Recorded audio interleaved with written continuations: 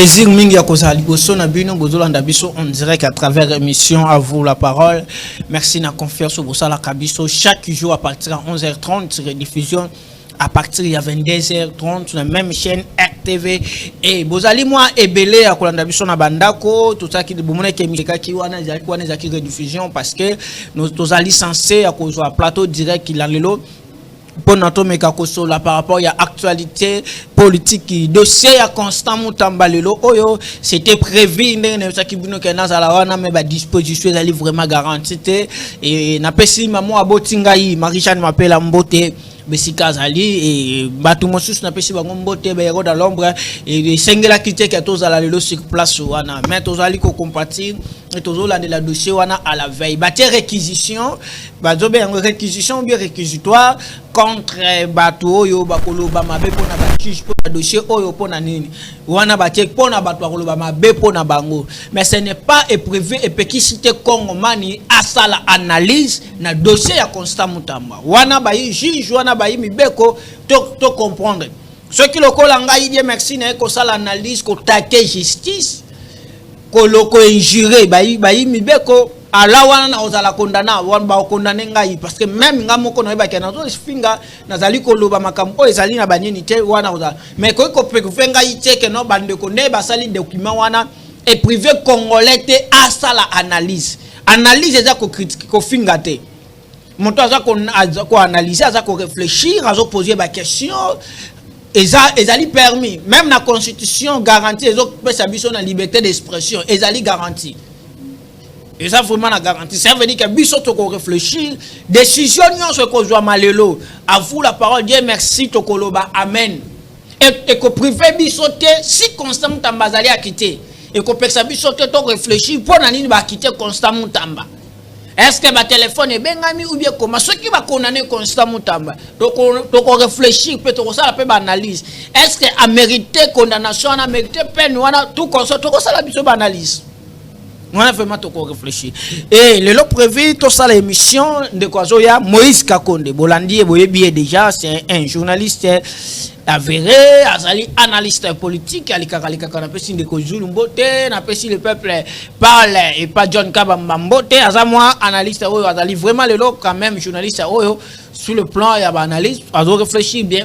Et tu fais tout ça na plateau kalaming tazo côté la biso mais il y a indépendant tozali na muto aza sur place il y a zali ndeko Serge Mutamba ye azali membre akati na kati ya IDPS to bandine na plateau boni mona mboka toza bien boni parti IDPS non parti est bien nazo profiter pour na ko pesa le secrétaire général président AI du parti Okithen Kabuya Mbote na bisikaza na ba membre nyonso wa parti ba congolais nyonso en général Mbote tozo solo là par rapport à condamné ya procès ya monsieur Constant Mutamba ex ancien ministre de la justice tozo le belango et to ko réfléchir peu par rapport à ça l'analyse par rapport à dossier ya Joseph Kabila Kabange tout le dossier non ces na justice na biso le long de verdict que zoko quoi ya dossier Constant Mutamba soit à cause la condamné soit à cause la acquitté à côté kala lelo akola na première nuit na prison ou be akola na ndako to ko réfléchir yango lelo tozali kolobe la paix les confessions religieuses ba se réunir ensemble pour que ba même biso na dialogue o biso ba congolais nyonso to ko fana to ko réfléchir un peu et black bloc et opposition et tout ça. Merci na bino nyonso numéro de téléphone izawana to ko fungula téléphone telelo mais nazo senga na bande kono so bozo na biso na YouTube parce que tozali pe en direct na YouTube à vous la parole TV ezaka officiel te officiel wana naza reçu na maîtrise na ngote mais ezaka à vous la parole TV au côté au s'abonner au larguer ba vidéo na biso au ba j'aime au tie peu commentaire au peu réflexion na yo likanisi na yo par rapport à dossier Constant Mutamba lelo et au s'abonner pe au partager ma vidéo na biso. Merci beaucoup. Mon amboko za na parole. Dossier ya Constant Mutamba selon yo tant aux autres la dossier wana. Ozo mona nini analyse nezo sala nini. Est-ce que Mutamba il y avait tentative de détourner mais salamaki est-ce que ils allaient à erreur administratif ou bien ils allaient complot politique contre Constant Mutamba? Merci mon amboka Dieu merci. Dossier il y a de Rabiso Mutamba en tant que jeune et ça le biso pas si na mawa oyebi biso nyonso ba jeune to sepela na nomination ya Constant Mutamba en tant que non chef de l'État à reconnaître que ba jeune baza na capacité ya ko travailler ko bandana ye musala na yebi bato nyonso babetaki maboko ba œuvre na ye quelque temps oyo amarkaki na poste na ye ministère makambo ebele changeaki siko lelo makambo ezokamwisa biso eza ya procédure ya makambo ya nani kotonga prison na biso nyonso nayebi ke tolandi procès ndenge ebandaki côté oyo bazo reprocher ndeko na biso eza côté administratif ya que non procédure à respecter c'est-à-dire abandaki bien mais procédure ndenge ya passation des marchés l'autre fois na monaki madame moko ya ma passation des marchés akende kutana na ye on dirait ba swanaki ba yokanaki te yango nde ememi biso ti lelo ata na kosamba na ye ba yebi bien que non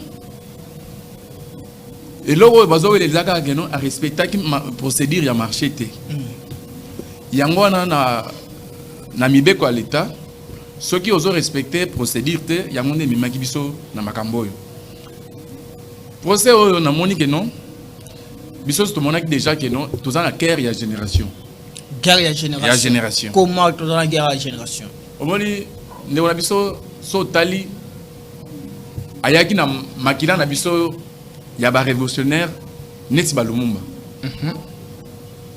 kotalisa bato oyo bazaki avant ye que non bosali boyete biso ndiye toye ko corriger déjà ba vieux baza déjà na misala ba vieux ya biso ya kala bakondima te bakosala nyonso tosala ndeni tosimisa mwana otushi nde likambo oyo c'est que ba vieux wana ya kala balingi développement te balingi changement ya système te balingi avancement ya Congo te à d'autres termes so tali banda to banda Congo oyo ba vieux wana basali trop biso pe ba jeune tant tozolinga kokota ezalaka problème yé parmi bilenge neti biso à côté tango yepo so mona ndenge tokendaki makambo ya réforme ya nani ya justice état major ya justice o mona ndenge lobaki wana et puis ça déjà mobulu ozo comprendre ndé likambo tozo welela awa na Congo ezakere ya génération salon yo détournement salama quitté mais ezali erreur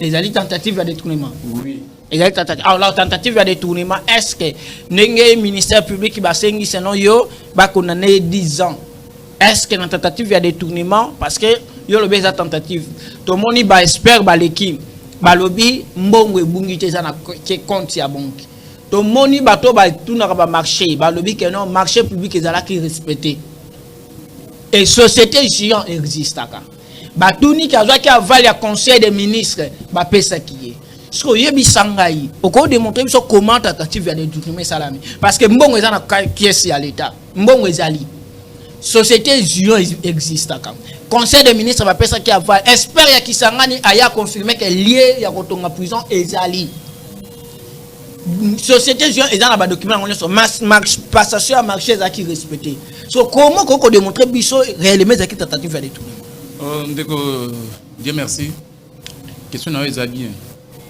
omoni na procédure ndenge tozalaka so ba pesio que non zoa par exemple téléphone oyo kendo pesa tel monsieur ce qui yo au téléphone OK ko pesa un monsieur X déjà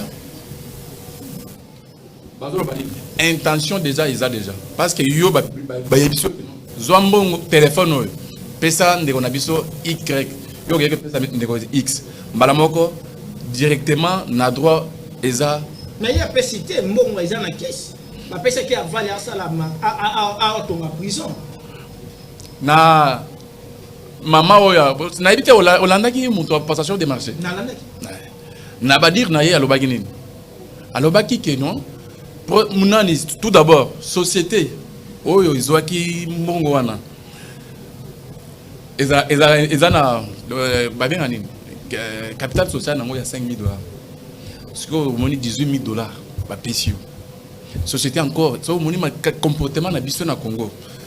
Et ça quand lelo au gagner marché, le lendemain il y a que société moko va créer société wana, ils ont na immeuble. Parce que la société a un document. Est-ce que les alliés administratifs ou bien les alliés? Dans le lobby, au Moni Bilowana, ils ont mauvais pratique au Congo. Sur l'année, tu as procès à 100 jours. Tu as procès. Les mêmes jours, vous avez gagné marché. Le lendemain, la société Mogoboye et Salami. Au tour ici,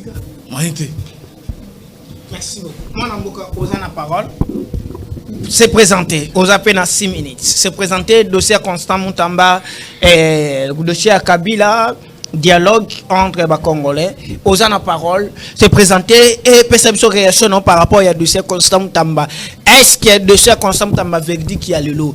Nous avons le dossier Wanam. Les alliés tentatives, il y a des tournements ou bien les alliés de complot politique contre M. Constant Moutamba ou bien les alliés. Perception opposition. Merci beaucoup, Ndekodier. D'abord, on appelle si Mbote, on appelle si co-débatteur Mbote. Merci. On appelle si téléspectateur, il y a RTV Mbote Place, Baza Kolanda Bisso. On a présenté Bango une fois de plus, justement, mes sincères excuses parce que Zela Ezalité, Banda Rompoengaba, si comme victoire, en tout cas, avenue université, ça totalement, na degré, na Kobe baby vraiment ma casse. Donc c'est là où nous demanderons justement intervention à l'État. Yolo aneza au Kangamabo sote de Kebele. Na pesi ba Congolais tout au Baza Kolanda Bisso na retour na Massis Kanyabayonga Chikapa Boma Matadi na pesi bango Mbote Place Bazali. Je profite encore à travers ce micro. Je salue le président Chrisimo Kendi avec tous les hauts cadres justement du parti Écolo, parti de ma génération d'Éco-Dieu. Merci, je ne peux pas encore une fois de plus me présenter devant Balandi à RTV, surtout beaucoup plus émission à vous la parole. Je suis parmi invités de marque justement concernant l'actualité politique et la fonctionnalité de notre État. Merci. Dossier Moutamba. Ndeko nangai Dieu nazo présenté d'abord excuse nangai par rapport à l'attaque on a bandaki nango contre Constant Moutamba. Au finish je plus vite compris. Dossier Moutamba c'est un procès purement politique. Oh là là. Et je vais justement révéler Banamboka Oazali na sima dossier à Constant Moutamba. Et puis tout le monde a compris que M. Tshisekedi n'est pas un homme d'État, c'est un homme politique. Parce qu'il y a justement la différence entre un homme d'État et un homme politique. Un homme d'État, c'est celui justement qui voit l'intérêt général. Un homme politique, c'est celui qui voit premièrement son intérêt privé. Là, c'est la sorte de M. Félix Antoine Tshisekedi Tshilombo. Monsieur Tshisekedi, oui, je condamne Tshisekedi. Pourquoi? Parce qu'il est le garant des bons fonctionnements des institutions. Constant Moutamba, les Congolais doivent reconnaître une seule chose. Que place au Constant Moutamba se retrouve actuellement. Moutouaza, le vrai investigateur, il y a Constant Moutamba, s'appelle Tshisekedi. Par quel mécanisme? S'il vous plaît, je vais le démontrer. Tokenda qui justement na élection.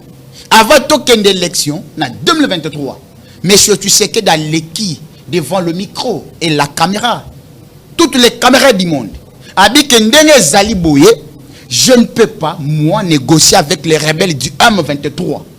Tshisekedi a rassuré tout le monde.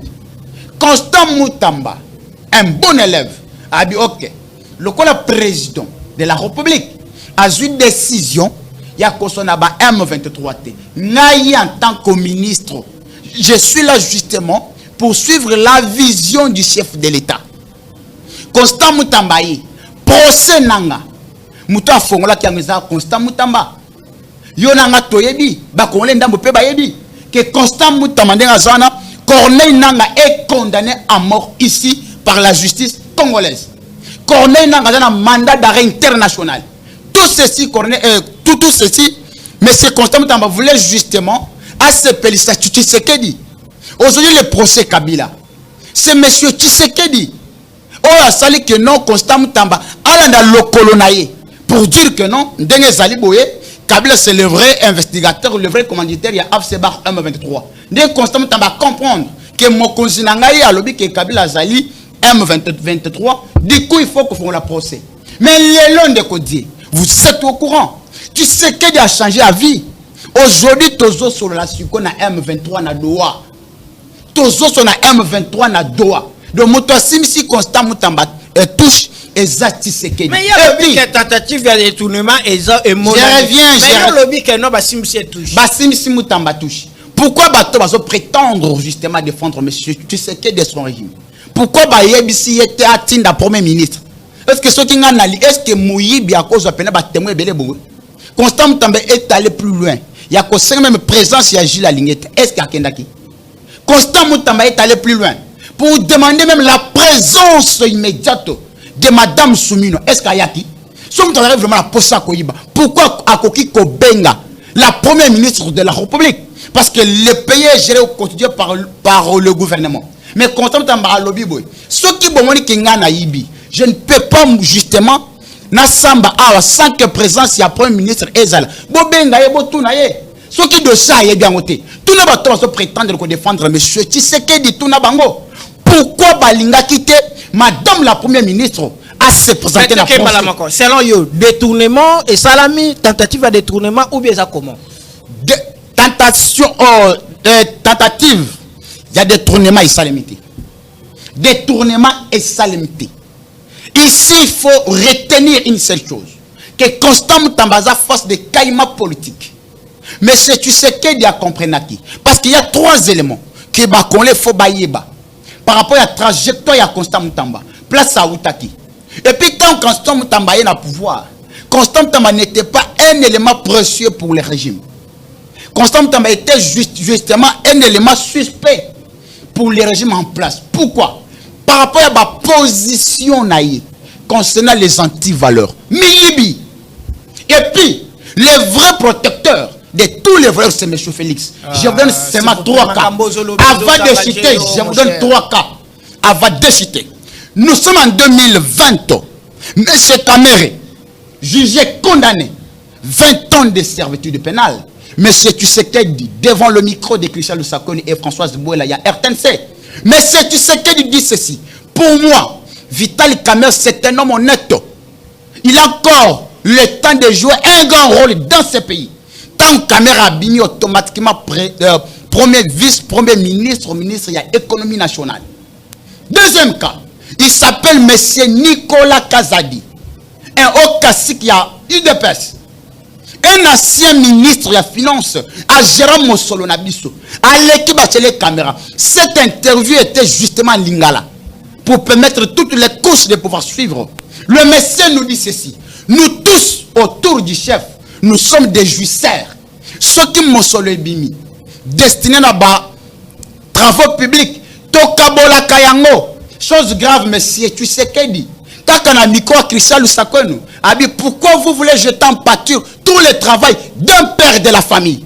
Biso bana, biso ba papa ya mboloko, soit bana ya bamakap.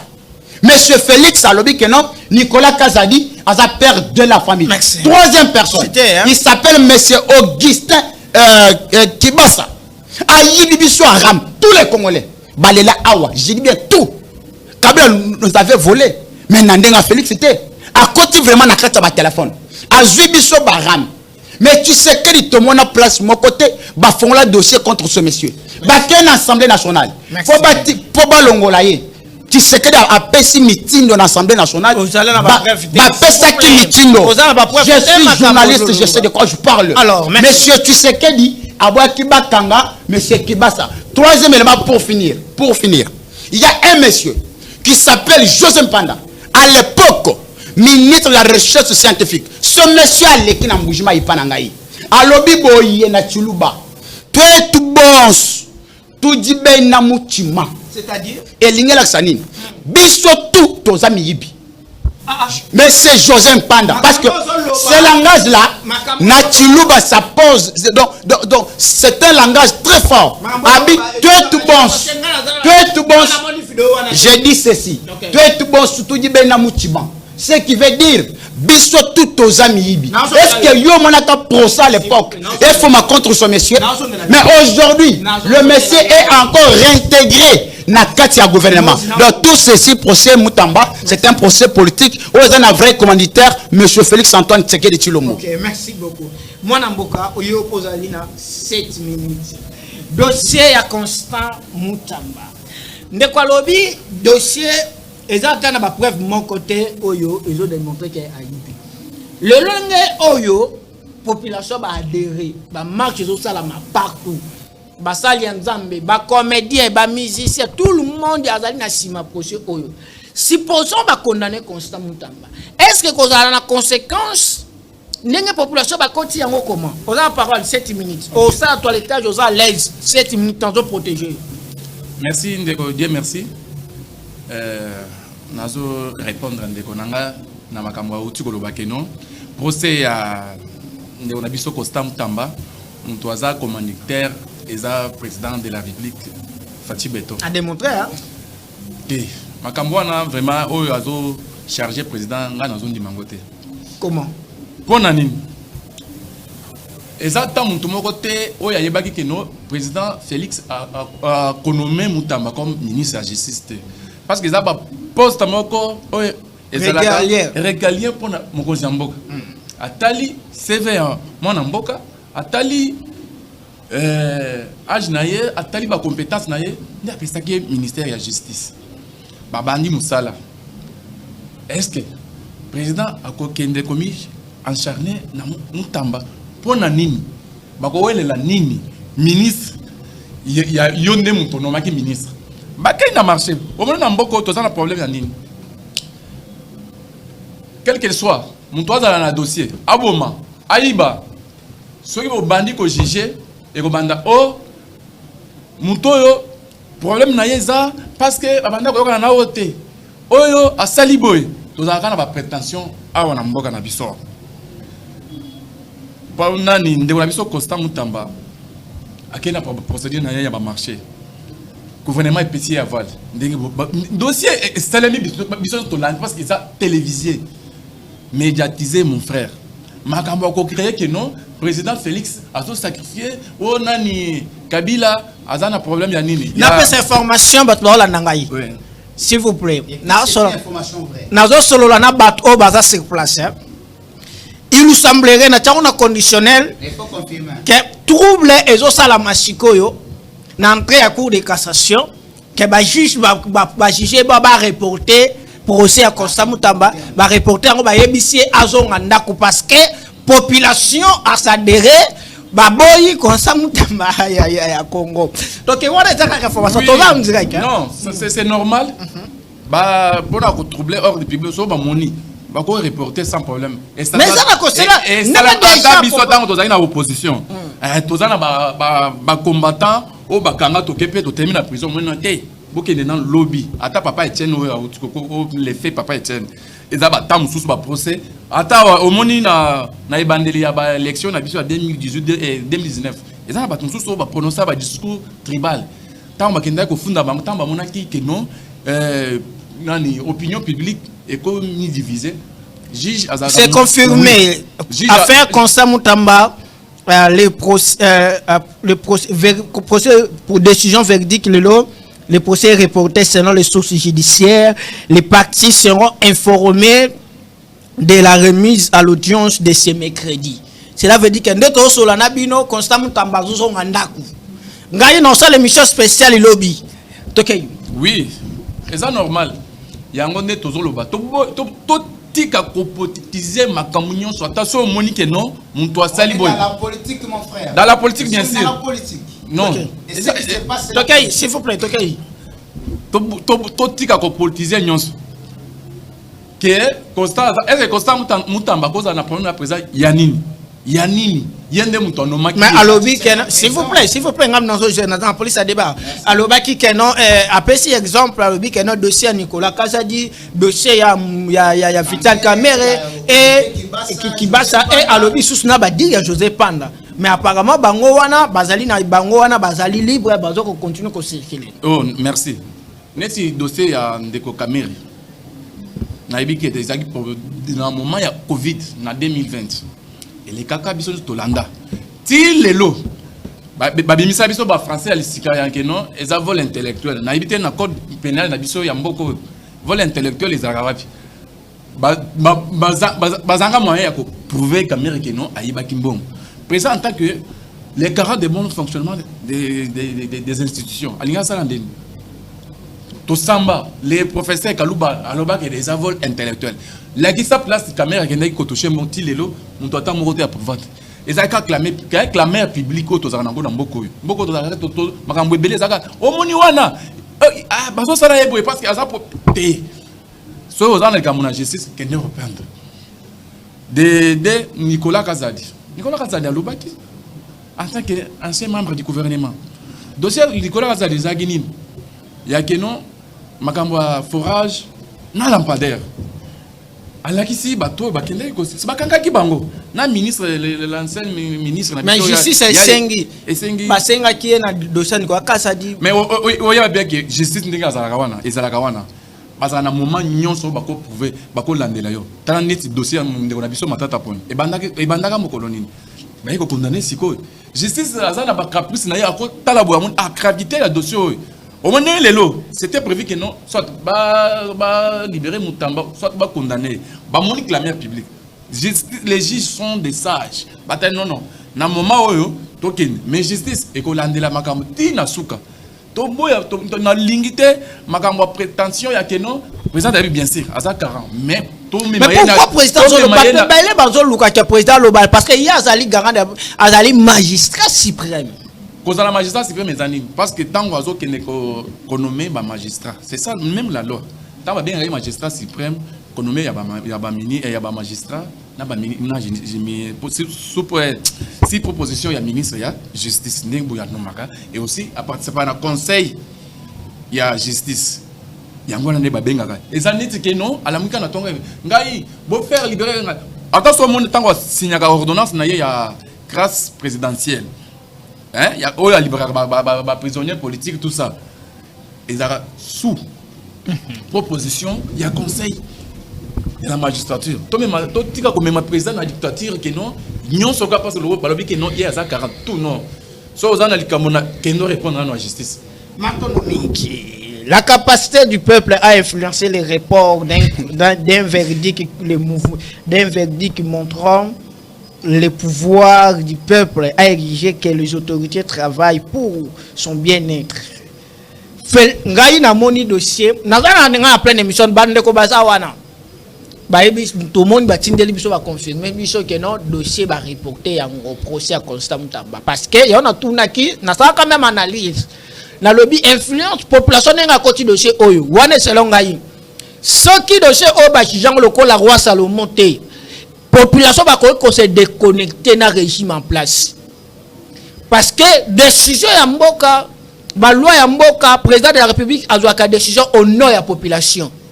So, ceux qui ont une décision au nom de la population, population on a fait la tendance ni baza place nango.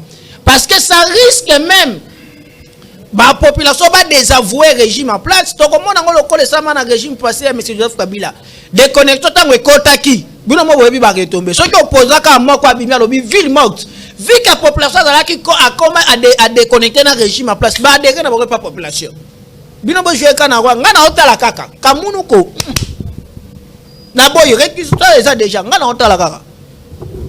Mwana mboka décision ezwami lelo ba reporter dossier parce que population ba ye ko soutenir Constant Moutamba to moni bazo tina ba vidéo même trouve la population ba boy constant akende. Selon yo lecture nous sala est-ce que décision la population et qu'on continue qu'on influencer justice na biso et ça vraiment impact ndenge acte congolais nyoso adhérer na dossier oyo. Merci beaucoup Ndeko Dieu. Vous savez ngana yo naïb sakao que le vrai patron dans un pays ce sont les journalistes.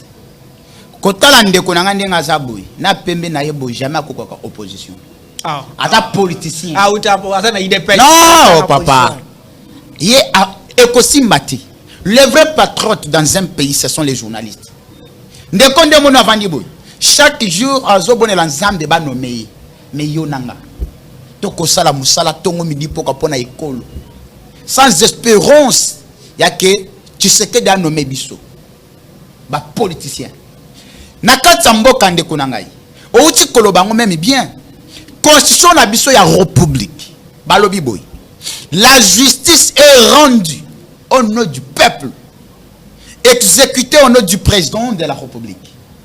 Aujourd'hui, l'article 5 de la Constitution. La souveraineté nationale appartient au peuple. Tout pouvoir, sans exception, tout pouvoir émane du peuple. Aujourd'hui, le peuple lui-même s'est dit d'accord. C'est la première fois au Congo. La population dit, nous sommes d'accord que Constant Mutamba puisse voler. Parce que l'argent volé, la population a accepté. En l'occurrence, moi, j'accepte que Constant Mutamba puisse voler cet argent. Mais je connais j'ai dit ceci.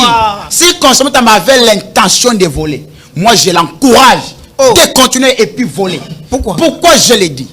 Lorsque vous êtes chef dans une république, vous êtes tenu dans une obligation de redevabilité. L'article 90 de la Constitution, chaque ministre est responsable dans son secteur. Constant Mutamba est venu au pouvoir. Nous avons vu ce qu'on appelle la production ministérielle. Ah bon? Qu'est-ce que Mutamba a fait? Je dis ceci. Vous êtes journaliste, mais vous serez incapable sur ce plateau de pouvoir me dire combien de ministres qui ont travaillé pendant une année dans le premier gouvernement de Madame Soumina Toluka, si ce n'est pas Constant Mutamba, avec des réformes très profondes. Tant Constant Mutamba y est. Mosolo Tomanaki Kofuta n'a pas parquet, n'a pas souci à tout. Autrement en français, la transaction, les amendes transactionnelles.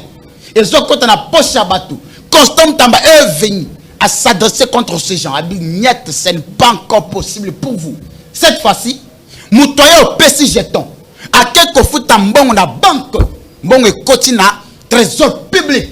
Bateau n'a pas conseillé la terre. Constant Mutamba est venu avec le conflit institutionnel.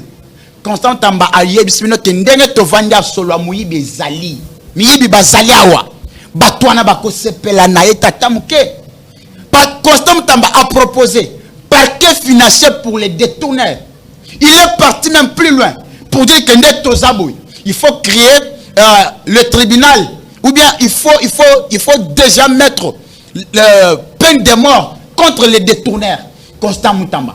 Constant Mutamba y est. Parce que lorsque Moutoua Kangami a dans la prison, une minute. Azali Moumbute, na prison Moutoua Kangami a centre, il y a rééducation. Constant Mutamba a compris toutes ces choses. À quitter le terrain, à taliba conditionnalité. Il y a des prisonniers. Le monsieur a dit net, je vais donner quelque chose. À quel atika pepa nangai, Nambujima ina kananga. À quel matabi, ayana Kinshasa. Constant Mutamba pesi auto benga matela pour batubalala. Et zana bato bakona kena kati prison centrale Makala. Bato basambati ma beti 3 ans. Constant Mutamba tangoye. A pesi justice populaire chaque vendredi. N'a parlé de la justice. Tout le monde ok kuna o pesi doléance na yo. Nena ko sabana Constant Mutamba. Tant Constant Mutamba accueilli, j'ai moko na prison.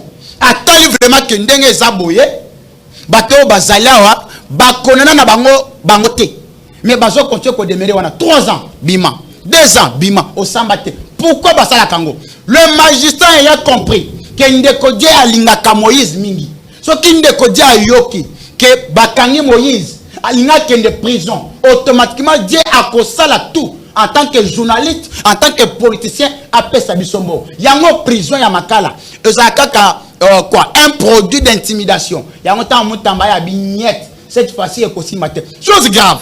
Tant Mutamba il serait ou bien il est le premier ministre aujourd'hui depuis 1960. Il y a causé une construction d'une prison.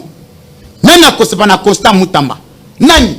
Et puis je suis tenté que tu sais que dit Alinga sacrifier Mutamba parce que la campagne électorale Constant Mutamba Loba Kiboy a avant que je puisse mourir, je vais tuer Paul Kagame. Et pourtant, on sait, Bayembela Kagame na stade. Ils ont compris que Constant Mutamba, Azawa na pona comme ça Rwanda. Tellement bandeko baza na connivence na Rwanda bango. Bango na connivence na Rwanda, ba se pela kité. Batika Mutamba. Pour finir, Nakati Mboka, Congolais Zolanda ngai, au comme président de la République, il faut travailler sur 3 éléments de protection. Premier élément de protection, les alliés relations internationales. Deuxième élément de protection, les alliés police et forces armées. Troisième élément de la protection, c'est le peuple. Merci beaucoup. Parce que la plus grande arme, s'il vous plaît, la plus grande arme dans un pays, c'est le peuple. La preuve en est qu'aujourd'hui, tu sais que la justice n'a pas Constant Mutamba. Merci beaucoup. Na pesa na moi dossier. Nazana de comment on a kata ebisingai na zui na pesa na ta na conditionnel. Alobi il semblerait na procès Constant Mutamba ba interdire accès na presse. Ba interdire accès presse et kotate. Na dossier wana presse ba bengani bango. Na zui na confirmation de yana ta na condition na conditionnel. Mais ce que ezali bongo na tuni na rappeler boye. N'importe cas, on a réussi à oyo, ba journaliste oyo. To sengi ça Alexis Tamemwamba esquisse na Assemblée nationale, Assemblée na Sénat. Bon que nous vérifier. Alexis Tamemwamba a tutoyé presse na pectoire ya Assemblée na Sénat, a s'esquisar la presse à presse. To zali 4 pouvoir. Biso to ba politique, ba membre politique ba ko taraté. So pour ça musala, parce que faut informer population. Botika makambo wana mususu bo sala wana nazo pesa information na photo de tete la photo parce que todo cité déjà. Dieu merci bien ma fils de l'homme na yebo ko yebisa bande ko nyonso bon moni jeunesse congolaise ndenge ba telemi ba mobiliser déterminé pour nous soutenir Constant Mutamba ba ye ko accompagner Mutamba elingi koloba nini jeunesse azali na port jeune azali na port monene fala sala na mboka oyo parce que avenir ya Congo eza biso batata o bazo kene déjà ba jeune de bot ba kosala jeune soki le moka de totelembo soki to lobi makambu oyo te mutako pre ata batie ba char de combat mutako kate yango na conseil élection ya conseil national ya jeunesse to salama tozo senga bo pesa confiance na docteur Emmanuel Moba Ngate Emmanuel Ngate Moba azali candidat idéal ngai die merci bobi kana lia kambonga moto te na le soki na lobby na soutenaka moto na maloba na mbongo te na zuita ya ko consulter ko fanda na ba équipe ya ba candidat nyonso basalaki